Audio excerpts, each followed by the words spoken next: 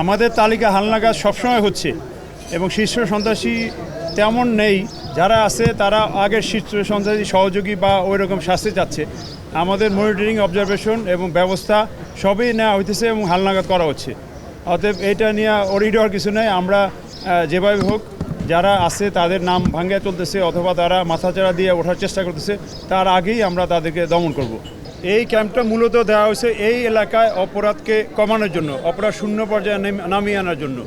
এটা হলো মূলত ক্যাম্পের কাজ। এই জন্য ক্যাম্পে সার্বক্ষণিক থাকবে।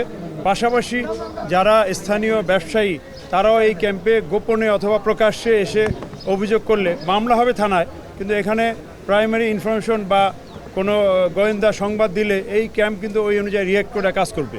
অতএব এই জন্যই ক্যাম্পটার কার্যকারিতা। ক্যাম্পের পরিধি বর্তমানে রিনোভেশন করে বাড়ানো হয়েছে, ফোর্সের সংখ্যাও বাড়ানো হয়েছে, আরও প্রয়োজন হলে আরও বাড়ানো হবে। 200-র বেশি সার্ভিস ও ফিচারে লেনদেনের সব বিকাশ অ্যাপে সম্ভব।